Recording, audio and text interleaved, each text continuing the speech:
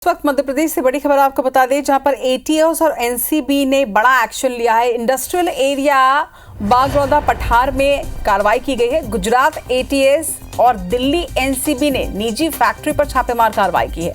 Industrial area की निजी factory में छापा मारा गया है। सूत्रों के मुताबिक फैक्ट्री से 1800 करोड़ से ज्यादा एमडी बरामद किया गया है। पूरी कार्रवाई में राजधानी पुलिस को रखा गया है। दुष्यंत परासर इस वक्त हमारे साथ जुड़ रहे हैं। दुष्यंत, राजधानी भोपाल में कार्रवाई, लेकिन इसमें एटीएस और एनसीबी की टीम बाहर से, लेकिन सबसे बड़ी बात यह कि राजधानी पुलिस इस बात से बिल्कुल भी वाकिफ नहीं थी। क्या रीजन है, क्या वजह सामने आ रही है? बिल्कुल, देखिए, बहुत बड़ी इसको कार्रवाई को माना जा सकता है, क्योंकि दिल्ली इंटेलिजेंस की इनपुट पर एक पूरी जिस तरीके से खेप है एमडी की, वो यहाँ पर बरामद की गई है।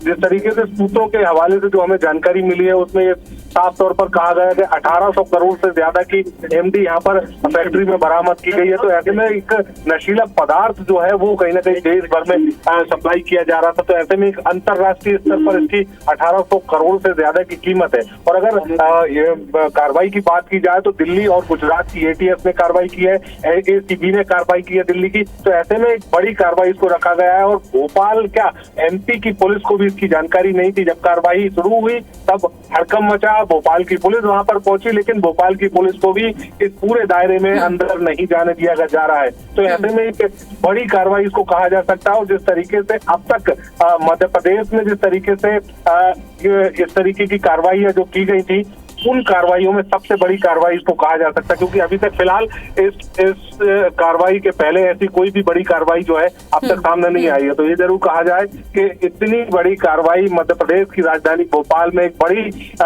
सुरक्षा पर भी सवाल खड़े होते हैं। जिस तरीके से लगातार प्रशासन कार्रवाई करता है, उस पर भी सवाल खड़े होते हैं कि आखिर प्रशासन किस तरीके से कार्रवाई कर रहा था। ऐसे में लगातार जो सवाल है वो कहीं ना कहीं यहाँ पर पुलिस और प्रशासन के ऊपर बने हुए हैं कि आखिर इस तरीके से जो कारस्तानियां फैक्ट्री में हो रही थी और प्रशासन को कहीं ना कहीं कानों कान खबर भी नहीं थी। तो ऐसे में वो बहुत सारे सवाल प्रशासन और काफी सारे सवाल हैं जो अब इस कार्रवाई के साथ ही जन्म ले रहे हैं। देखना होगा कि किस तरह से उनके जवाब मिलते हैं। तमाम बातचीत के लिए आपका बहुत बहुत शुक्रिया दुष्यंत, और इस कार्रवाई पर नजर बनाकर रखेगा। तो गुजरात एटीएस, दिल्ली एटीएस और दिल्ली एसीबी ने ये कार्रवाई की है, लेकिन सबसे बड़ा सवाल ये खड़ा होता है कि आखिर राजधानी पुलिस या फिर मध्य प्रदेश पुलिस को कानों कान खबर क्यों नहीं और क्यों उन्हें दूर रखा गया।